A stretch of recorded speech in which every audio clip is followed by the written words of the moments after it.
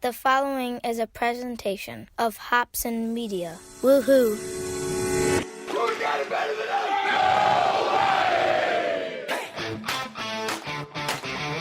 us? This is the Church Pew Sports Podcast, featuring a group of pastors delivering bombastic takes on sports, life, and faith. We're going to attack this day with an enthusiasm unknown to mankind. Take a knee. Man, it's hard to break us now. It's hard to break us. As a matter of fact, you ain't going to do it. Lend an ear. These are some of the best questions I've had. I have to tell you that straight up. As the Church Pew Sports Podcast begins. We were all supposed to be here together, man. We're destined for this.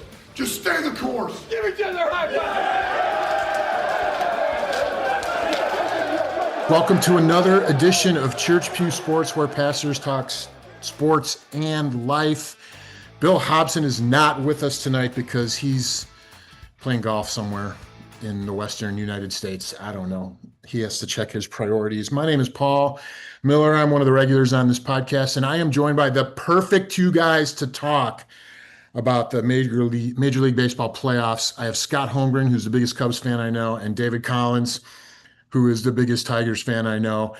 And gentlemen, it's interesting that we're recording tonight. We just came off of both the Tigers and the Cubs playing Game 3 of their wild card series. I am not a baseball guy, but I watched this afternoon and I had a blast. It's October, right? It's the sports equinox. We have meaningful baseball. We have football going full bore, college and pro. The NHL season kicks off on the 7th. The NBA season kicks off on the 21st. So we've got all four major sports going in the month of October. I thought what we would do, guys, is start with a little trivia question. This is probably not what you thought we were going to launch with, but in my fantasy football league, every morning, Monday through Friday, I found this app called Dog Mondays that puts out a sports trivia question every single morning, and they give you 60 seconds to answer. So I'm going to let you guys work together to try and answer the following trivia question. I'm going to start my timer, and you have 60 seconds to name the 6 Major League Baseball players who are in the postseason or who made the postseason and had 35 plus home runs in the regular season. There are 6. Can you name them? Ready, go. Ohtani. Yes. Cal Raleigh. Your turn, David. Schwarber. Ramirez Judge. only had 30. Judge. Yeah. Aaron Judge. That's 3. Did Stanton? No. Nope. Is it Chisholm? Nope. Did Chisholm get 35? No. Nope. This is kind of how it works. Is it Guerrero? Vlad Jr.? Nope. Who would PCA did he? No. Suzuki, no. They had 34, 33, not over 35. Because I think Riley Green only had 34. I don't Yelich? Think Nope. Yelich? Nope. Riley Green is one of the 6. he is one. Okay. So Oh, way to go. How many do we have, Paul? I think you have 4. You're missing 2. San Diego. Freeman? Tatis or Machado? Nope. Freeman? Cal Raleigh. Cal Raleigh, and your time's up. Eugenio Suarez. Yes. Suarez. You got all 6. Well done, We gentlemen. got there. We did it. I forgot David. about Seattle for a minute. I mean, I didn't because the Tigers are going there, but Well, and he got traded mid-season. I keep thinking of him as a Diamondback. So Yes, we had to go to extra time, but you guys got it. You got the trivia question for today. Well played. All right, so we got to talk some Major League Baseball. There was one series that was already set going into today, one division series, Phillies Dodgers, right? And then 3 Game 3s from the wild card round today. 2 of them were completed. I think the Yankees Red Sox just started, correct? So let's go Tigers first, because David, I know you might have a tight window. So let's talk. Just give us what you got. So I'm gonna say this, like we were for 2/3, a majority of the season, the best team in baseball record wise. We were the first to 30 wins, 40 wins, 50 wins, 60 wins. And then we got passed by the Brewers. Everything fell apart. And you looked at this team and it was like they couldn't come up with a hit when it mattered. If their starting pitching was good, their bullpen was bad. If their hitting was good, their starting pitching was bad. It was this constant array of frustration. And I'm telling you right now, the last month of the season was one of the worst months, like sports months I've experienced. It was, they won 7 games all of September. It was brutal. And we kept playing Cleveland, and they're just kryptonite. I can't stand Cleveland because everything about them, they can't really hit that well. They pitch okay, but they play good defense. They get timely hitting, and they have a great bullpen with Gaddis and Smith. And so it's like, it was the most frustrating thing because every time you think you hit a double, Stephen Kwan plays it off the wall perfectly and gets it in. And so you can't get second base or you get thrown out, or they make a perfect cutoff throw, or it's crazy. But what's amazing about today, it was a completely different, the last few days, you've seen them, they made error out in center field. They made a couple errors today. They did all these things that were uncharacteristic of the Cleveland Guardians. Yeah. But what you had was, I mean, game one, you had the best pitcher in baseball show you he's the best pitcher in baseball. When he went out with 14 strikeouts against Cleveland, that dude can dominate. And I'm sad that he's probably not going to be a Tiger after next year, but that's beside the point. Game two was a little bit more of the Cleveland, whatever voodoo that they have. But today, I guess the first 2 games, the Tigers were 5 for 28 with runners in scoring position. Today, we were 5 for 12. That's the difference. And here, the frustration was when you saw the lineup is that we had Wenzel Perez batting third, and he's been horrible. He can't hit the ball. He looks terrible. AJ sticks with his guy, and coming up in the 7th inning with the bases loaded, there's Wenzel Perez again, the 3rd time in the game in a big spot, and the dude ropes it. A base knock, scores 2, and then all of a sudden the floodgates open. Torque gets 1, Green gets a hit, and all of us, you're looking at the team and you said, this was the team I watched all season outside of the last month. So I just really happy in Tigerland. I mean, you look at the bullpens played all right. I was proud of Mize and Flaherty for games 2 and 3. They showed up, they pitched into the 4th or 5th inning, and they played well. And our bullpen actually handled business. Will Vest down the stretch, and Kyle Finnegan. But it was surprising because today looked to me. Dingler hit the home run. We go up 2-1, and I kept thinking to myself, I've watched this game about 30 times in the last month. It's the same thing because every time Cleveland would get a runner to second base, they would score him. Ramirez got the big hit. And I can't stand most of those players on that team, like Kwan, Roki. Those guys can get out of my life forever. But I do love Jose Ramirez. That guy's awesome. And I respect his game. But Dingler cut him down, stealing at second base. And I'll tell you the play of the game. There was 2 on second and third, and there was a play where Torkelson got it, and he threw it too hard to Will Vest. He drops it. It goes away. They scored 2 runs, but he stayed with the ball. He got it, threw Ramirez out at second. That's 2 base running mistakes by Ramirez, which, again, that's the thing Cleveland hasn't done all like this whole last month of the season. They don't make these mistakes. But we capitalized on them, and the Tigers got the W. Okay, Scott, I know you got questions for David. My question is, I'm not using the word momentum, but do you think the Tigers have found their mojo with the way this series ended that's going to carry them in? Who do they play, the Mariners next? They're at Seattle, yeah. Well, it's funny you say that because I know you had texted the group chat earlier and said something about Dingler talking about momentum in the post game. And he did, but then when he went and did the actual presser with AJ Hinch and the whole, room of reporters, he said, we knew this series was going to come down to who had the most momentum. Cleveland had all the momentum coming in, and then we took it game 1 with Scoop will start, and then Cleveland got the momentum back in game 2, and then we took the momentum away with that home run. This is my whole argument: it's an arbitrary word for who has the team that ends up winning had the momentum at the end. So, but I feel like at some point, the pressure builds on these guys, and a big hit like Dingler's homer, and then that 7th inning where they rallied and got a bunch of runs. You look at that and you hope that means that they've released whatever demons were haunting them for the last month. Right. I still think Seattle's a much better roster top to bottom. But again, it's postseason baseball, so anything can happen. I think the team's going to play looser. Seattle's not, the Guardians have been like a nemesis, and those every single one of those games all season is like a 1 or 2 run game. they're crazy. So if you can pop 6 runs off on them, that's surprising. So I don't know. I think they're going to play looser. I think they're going to play better. But with baseball, a lot of it just comes down to pitching. And so if Scooble and Flaherty and Mize keep doing what they're doing, we've got a shot. That's good. Yeah. David, I have a question. I want to know your assessment of AJ Hinch.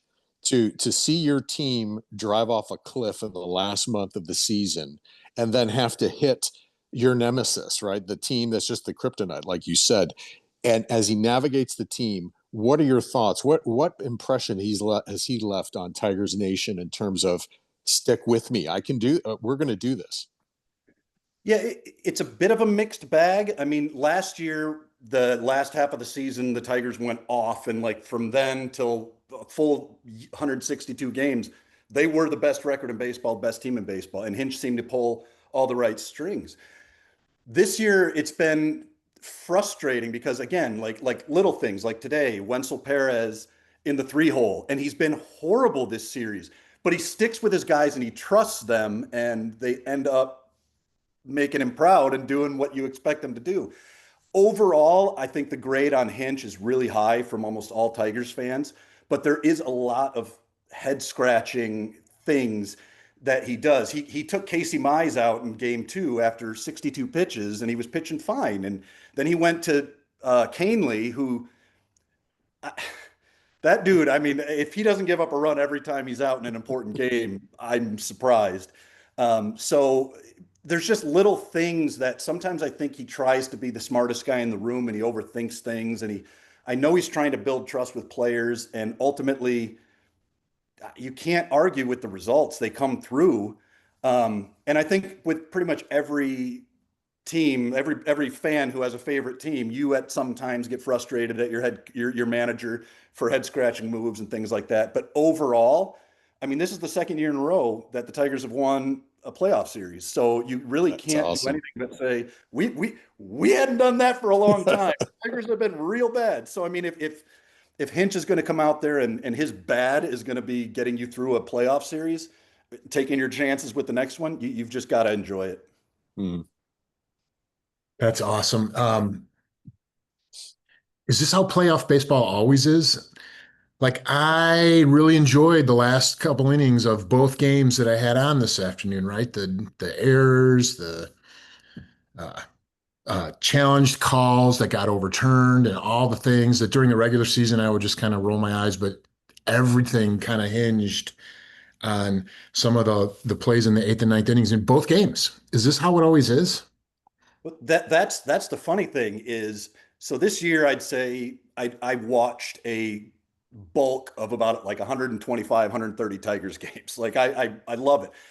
And you say like in the regular season, you roll your eyes and like whatever, that's a thing that happened. Cleveland won the division by a game, and it literally came down to the last game of the season. Those things go differently during the season. It changes everyone's result. But yeah, playoff baseball, when you have a team in it that you're rooting for, it is agonizing pitch to pitch. You don't even enjoy the wins. You just have relief.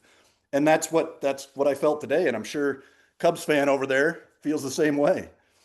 Well, yeah. And to jump on that, yesterday's games, like I watched all of yesterday's games, and that was a winner go home for half the teams, right? Mm-hmm. So there was an intensity even in yesterday's games. They weren't a game 3, but every pitch, playoff baseball is a totally different season, a completely different feel. And you just have to marinate in it and soak it up, because you can feel the intensity when the games are this close. I mean, we only saw really one blowout game, right? When the first game, the Dodgers beat the Reds, but every game has just been any minute, the tying runs on the on deck circle. So the tightness and the intensity and the do or die ratchets everything up, to a higher number.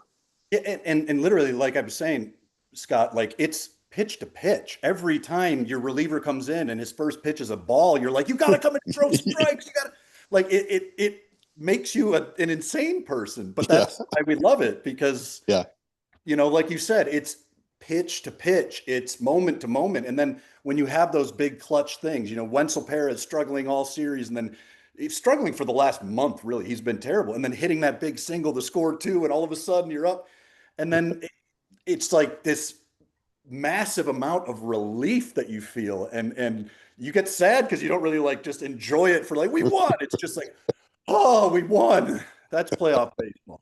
That is playoff baseball. Okay, so Scott, we need to get your like stream of consciousness rant about the Cubs game. So David gave us about the Tigers, and then David, I'll let you ask follow-up questions after he goes off here for the next couple minutes. Yeah, well, you got to understand Cubs Padres. There's a history there going all the way back to 1984. And I know that maybe before a lot of people listening are born, but for me, that was high school for me. That was the first time the Cubs were in the playoffs in forever, right? This is back when Ryan Sandberg was on the team, and we made the playoffs and we were up 2-0, and then we blow it against who? The Padres. So there is a thorn in the side for every Cubs fan for the San Diego Padres, and we'll blame Steve Garvey. He's not around anymore. But going into this game, right? Watching this game, first of all, I missed the first few innings. So by the time I tuned in, I was locked in, and I was just on the edge of my seat the entire time because our team has been hot and cold all season. We're almost like the mirror cousin of the Tigers. We had a tremendous first half of the season. We were blowing the ball out. We had the best record. We were in first place, right? Until the Brewers blew past us. And then we couldn't score runs to save our lives. We would hit these dry spells where we would maybe score 1 run over 3 games. And then boom, they'd all jump on the train and the runs would come in bucketfuls, and then it'd go dark again. We couldn't score.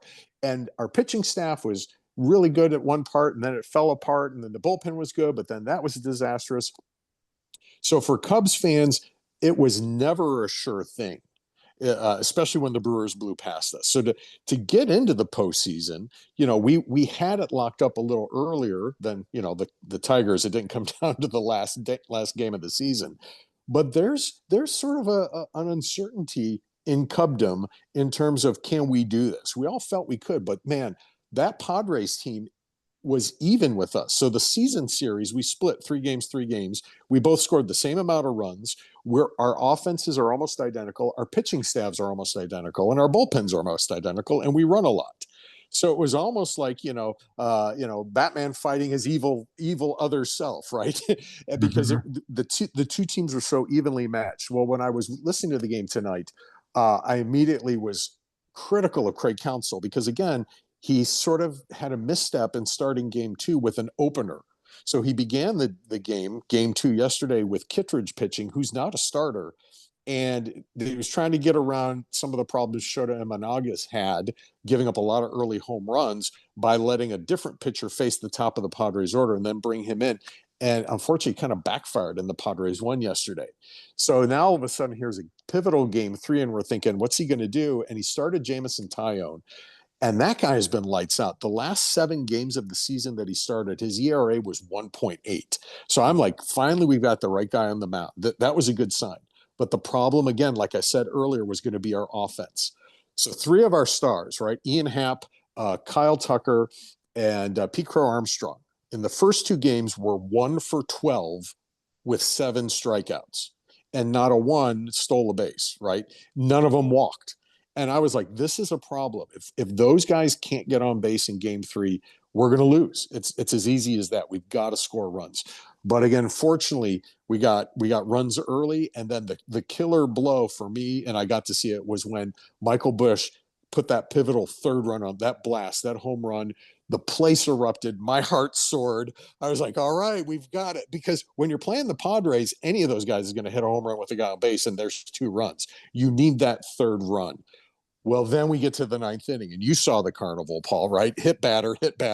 And then all those memories of 1984 start coming back, right? In 1984, we had a first baseman named Leon Durham who had a ball sort of bounce under his glove, a la Bill Buckner for the Red Sox. And so we're just expecting the next disaster to happen.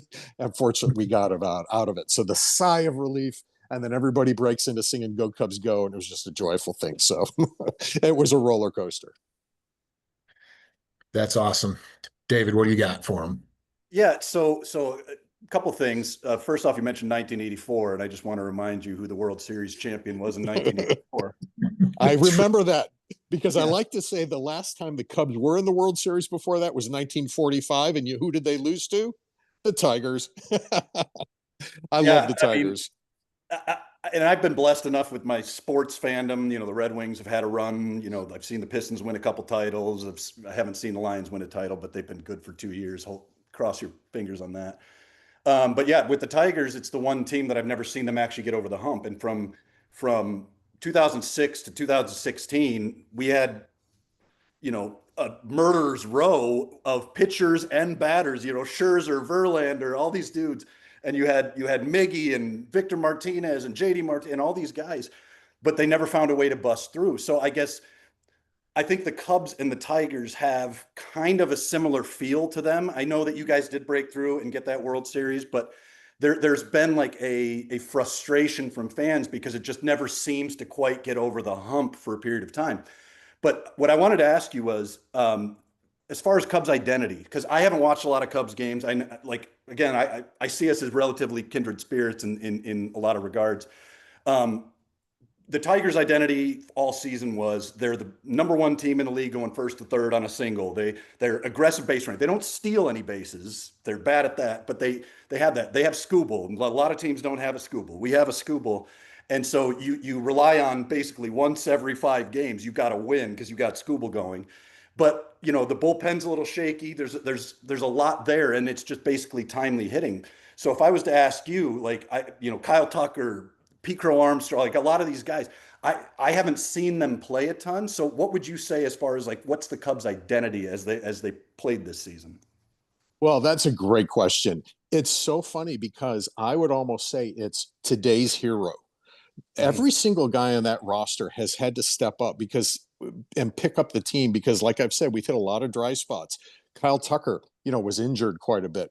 Our frontline starter, Steele, was gone the whole season, right? So we were down our ace, basically.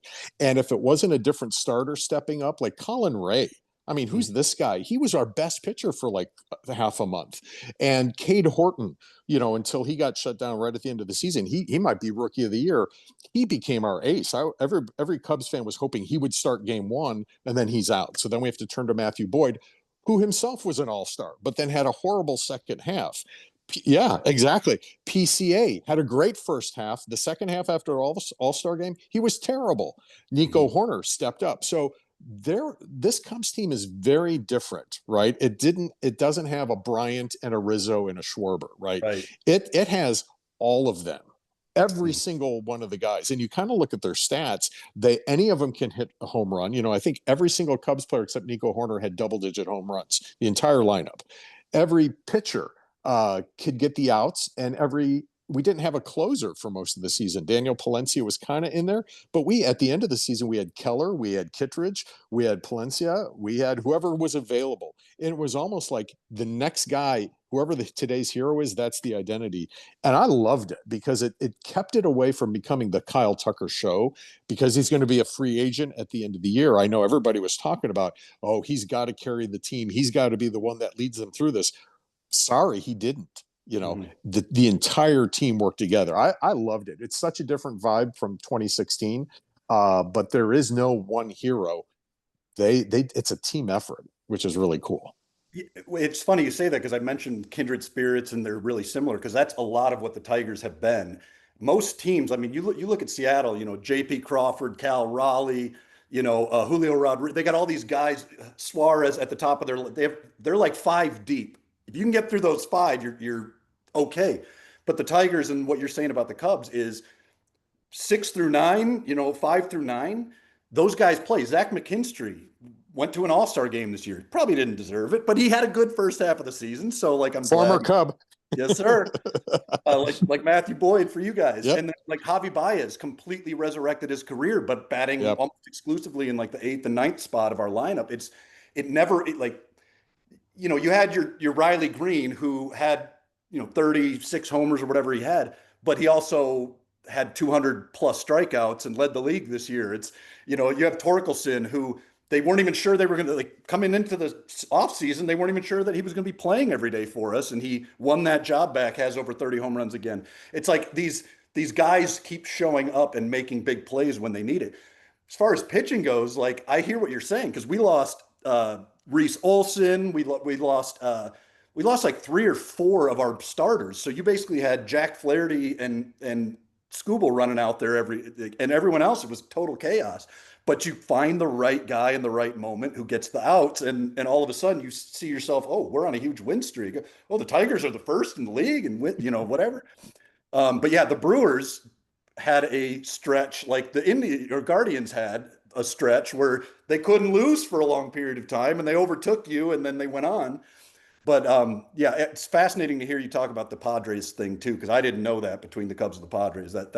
That's pretty cool. But I'm glad for you. I'm happy you're going on the NLDS. We're going on to the ALDS. Let's play some more baseball, baby. We'll see you guys at the World Series. Yeah, How about see you that? there. That's right. So I think we should just wrap this part of the conversation by asking each of you to give like a what to watch for in the NLDS for the other team. So Scott, what should we be watching for as baseball fans in the Tigers Mariners series, and then David in the Cubs Brewers? How's that? Oh boy, yeah. Well, I'll tell you what, the Mariners. Gosh, like David was saying, the Mariners are built to crush it, right? They've got Cal Raleigh, they've got pitching. This is the thing that often doesn't get talked about is the Mariners pitching. They're solid starters. They're a sound team, right? And so I think the challenge for the Tigers is are they going to score enough runs? Right. They're going up against a killer pitching staff. They don't hit as many home runs. They do. They have power in their lineup, but man, can Seattle crush it? And I just really think it's going to come down to those little moments. It's those small things, like in baseball. Everything in baseball is going to come down to just inches. It's the pitch. It's the call that goes a certain way. Like you saw in the 9th inning, right? There was a pitch that was right off the bottom of the strike zone, and the Cubs got the call. If that goes the other way, then you got the bases loaded. Right, it's a totally different situation. So sorry to interrupt. Did I get that right? That next year, that's something that can be challenged. Balls and strikes can be challenged starting next year. The ABS system goes into play next year, and the rules on that are essentially you get 2 challenges. If you get them right, you get to keep having more. But one wrinkle in it. Sorry, I don't mean to interrupt. But one wrinkle in it that I love is the only people that can challenge a pitch are the pitcher, batter, and catcher. You're not allowed to look to coaches or anyone else for advice on whether to challenge it or not. So I think it's going to be a good system because they're still going to allow for the umpires to have the human element. Gotcha. So, all right. So, David, what do we need to be looking for in the Cubs Brewers? What are they? That's not a Subway series, but it's like the I-94 series, right? They're like an hour away from each other. Yeah, and it's always funny because like if the Tigers were in the NL or the Cubs were in the AL, we'd be in the same division probably because the White Sox, but nobody likes them. Honestly, with the Brewers, it's going back to what we were talking about. Like you just can't let the Brewers get hot. Like if they start all of a sudden raking, because they've got a bunch of guys whose names I don't even know that are out there. I know Yelich and some of these other guys, but they have a lot of guys who I think are going to become closer to household names because of their performance through the playoffs. And I think for the Cubs, it's about finding a way to mitigate and manage them getting off to these hot starts. And with their pitching, like you were saying, with Imanaga and some of these other things, they have to stay solid. Otherwise, they're going to wind up looking up at the scoreboard and it's going to be 6-0. And you're going to look around like, what just happened? Because they find a way. And they don't overly hit home runs. They're not overly aggressive running the bases. They just play good ball and they just get hits, and that's the Brewers. So you've got to find a way to limit the runners on the base paths, and you got to find a way to play solid defense yourselves because that team, again, if they can get rolling, they are really hard to stop.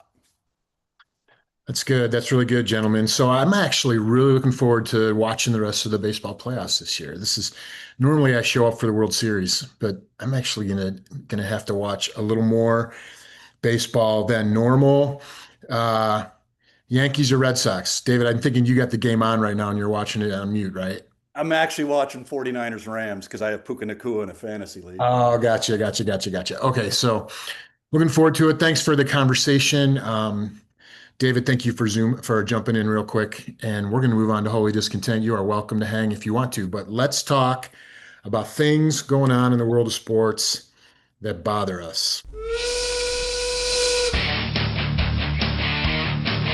It's time to blow off some steam. Get it off your chest. Rant about what's most bothering you. I got a lot of problems with you people. Now you're going to hear about it. It's time for Holy Discontent. And I will lead out. I have a holy discontent this week with A.J. Brown from the Philadelphia Eagles, because after their game this past Sunday, when, by the way, the Eagles got to 4-0, he was complaining, kinda, despite the 4-0 record and the fact that Brown only has 14 catches for 151 yards so far in the first 4 games. He throws out a tweet where he quotes scripture. He quotes Mark 6, verse 11, if you're not welcomed, not listened to, quietly withdraw, don't make a scene, shrug your shoulders and be on your way. Like, he posts this cryptic message version translation of shake the dust off your feet and move on, right? We all know that verse.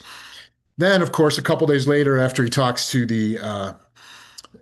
his boss and his boss's boss and the people that are signing his checks, he comes out and says, oh, my message on Twitter wasn't directed at anyone in the building, not my coaches, not my quarterback, not my GM, nobody. I take full accountability. I have open communication with all my coaches and with my quarterback as well. So here's my thing. Dude, if you're going to be worried about your fantasy stats when your team is 4-0 and you're going to take to social media to air that grievance, then stand on business and own up to what you said, and don't try to cower and backpedal and pull out days later when everybody knows exactly what you were talking about. It's just a bad look. A.J. Brown, you're a great player, but you can do better. So do better. Scott, what do you got for us? I think my holy discontent, and I don't have a solution for, but it just doesn't seem right that some of these playoff games are afternoon games, right? To have fall at 1:00 in the afternoon, just when nobody's going to watch it. Like, I want to watch those games. Fortunately, I have a little bit of flexibility in my schedule, but MLB's got to figure out a way to somehow get the sport in front of more eyes. Right. Yeah. Especially during the postseason, because this is the most exciting baseball that there is.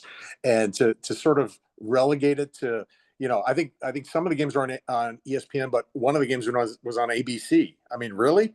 And none of them are streaming on the MLB TV platform, which I get the exclusive rights. I mean, they're selling those rights, right? But you would think for your MLB TV subscribers, at least give them an option to be able to watch those, build it into the package. Like, the distribution or broadcast system is not helping baseball. They need to solve that problem. They would make so many people happy if they did that. Yeah, that's really good. It always comes down to the money. It always just seems to come down to the money. There you go. Okay. And the other regular feature that we do every week on this podcast is we give shout outs to that guy, somebody in the world of sports who's doing it the right way. And I'll lead out again, and I'll tell you that, Scott, you'll get a kick out of this. That guy this week is Michael Kay, a guy I've never heard of before, but he's like the radio voice of the New York Yankees, right? And at the beginning of the playoffs, somebody sent me a link to this rant that he went on. Like, he went scorched earth on the New York Mets. And I'm just going to read it because I had to edit it a little bit to make it something that we could listen to on Church Pew Sports. I'm just going to read what Michael Kay had to say to Mets fans. And it's a little long, but it's actually really, really good. And I'm here for it. I'm here for the trash talk. So he says, every Mets fan out there, I feel for you. I really do. I don't rejoice in your pain at all. But it's that vicious, angry subset of Mets fans that weren't hugged by their parents, who didn't have any love in their family, and they love to pass along hate, derisive, nasty hate. Those are the Mets fans I don't feel sorry for. Let me tell you a little secret. I feel glee about your pain today because you deserve it.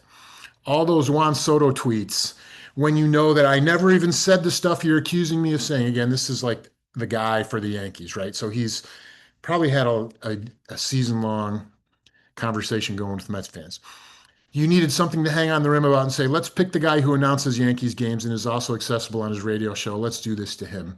But now I'm the one who's laughing at you because you couldn't beat out the Cincinnati Reds with a $110 million payroll. You added the great Juan Soto to a team that went to Game 6 of the NLCS last year, and you didn't make the playoffs this next year. How do you wrap your mind around that? I've got a lot of Mets friends They're devastated today. How could you not be? This team systematically rips your heart out, and those are the people I genuinely feel for. I really feel for them. The people that I don't feel for, the people that made me think that it might be fun today to come on at 1 o'clock and just giggle for 2 hours, you know who you are. You're the creeps that couldn't let good enough be. You're the ones, we're big brother now. You're the ones that kept sending those tweets out at me. Juan Soto looks happy now. How dumb do you feel? How chagrined are you? Are you embarrassed? And he's not done. He says, because this was supposed to be the dawning of a new era. The Yankees were going away. When they went 20-31 over those 51 games, you were rejoicing. I don't think the Yankees can make the playoffs. See, they couldn't do it with their plan B. Well, their plan B worked.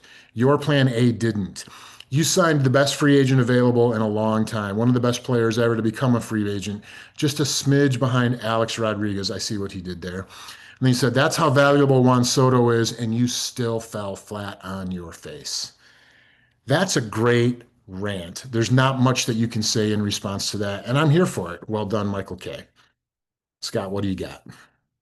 Wow. Well, I didn't hear that one. It was interesting. I did catch a commentator on one of the Mets broadcasts, Ron Darling, who used to pitch for the Mets, and he actually had a comment after a meltdown. I think it was maybe in the last game the Mets had where a guy just stole second and third, and the pitcher didn't even pay attention, and they were oblivious to it. And his whole point was a travel ball team would get pulled off the field for that type of play, right? Like, this is just unacceptable. It's just not the caliber of play I like. I have plenty of Mets fans, so I'm not dumping on Mets fans. Or I have friends who are Mets fans, so I'm not dumping on them. But I appreciated that comment. For me, that guy is Cubs starter Matthew Boyd. He had a press conference right before Game 1 when he got the chance to start, and to hear him talk about being so grateful for the opportunity, so thankful for the opportunity, and then to tell a story about his grandfather who had been a Cubs fan, and to see a major league player lose it over the memory of his grandfather. It brought him to tears, and he had the humility to say, look, I'm sorry, guys, but this means so much to me. That's the difference between just going out and doing a job and giving your all for something. And so hats off to Matthew Boyd. He's become one of my favorite Cubs players this year, just to wear his heart on his sleeve and to call it like it is, and to show him that, this is not just about him. This is about his family and generations of a love for the sport. So love that moment for Matthew Boyd. That's awesome. And dude, I have to say, this conversation has been really fun for me. You and David are going to turn me into a baseball fan. I don't know. We're hoping. We're going to have to see how that goes. But we do need to wrap up. I know Bill's not here, but we do need to wrap up like we do every episode with our 3-minute message. Homer, I'd like you to remember Matthew 7:26. The foolish man who built his house on sand. And you remember Matthew 21:17. And he left them and went out of the city into Bethany, and he lodged there? Yeah. Think about it. Okay, think about it. So I thought the perfect way for us to end this conversation today would be go back to the scripture that A.J. Brown maybe took out of context. Mark 6:11. Let me read it again from the Message translation. If you're not welcomed, not listened to, quietly withdraw. Don't make a scene. Shrug your shoulders and be on your way. So we all know the actual context of what was going on there. Like, Jesus is giving instructions to his disciples as he's going to send them out to go preach the word, right? Preach the gospel. I was in a conversation this past weekend with a group of high school students. I was actually in Pennsylvania. It was really fun. And we were talking about, why is it hard to share your faith with your friends who don't know Jesus, right? And we just listened to these students give their answers to that question. They're afraid of how their friend's going to respond. They're afraid they're going to lose the friendship. They're afraid they're going to lose, their reputation is going to take a hit because they're going to be viewed as a fanatic or something like that. They're afraid they're not going to have the right words. They're afraid they're not going to say things correctly. So I'm wondering, are there lessons that we can take from Mark 6:11 if we try to keep it in context and where Jesus is telling his disciples, here's what you should do if you share the gospel with someone and they're not there, they're just not there. I think we can talk about things like you offer the good news to everyone. You don't force it on people. You stay patient and you don't judge, right? I think those are some of the things that we can apply when we have opportunity to be ambassadors, to share the good news, the reason for the belief that we hold within us. And then if it's not received, you don't have to pound the person over the head and try and bludgeon them into submission or to an acceptance of the gospel, the message of the gospel. That's not how it works. There is room for a quiet withdrawal and maybe shrugging your shoulders and be on your way, but you don't have to do it out of fear, right? So I think we can apply that in our lives as we come across opportunities to give an answer for the hope that lies within us. Thank you, A.J. Brown, for taking a verse a little bit out of context so that we could actually apply it to something that we all face every day, every week, as we're followers of Jesus, we're children of God, and we're ambassadors for the message of the gospel and his kingdom. Scott, thank you for joining us today. David, thank you for being with us. It's been really fun to talk baseball. And how does Bill do it? Share the link, tell your friends, yada, yada, yada, and we'll see you next week on Church Pew Sports.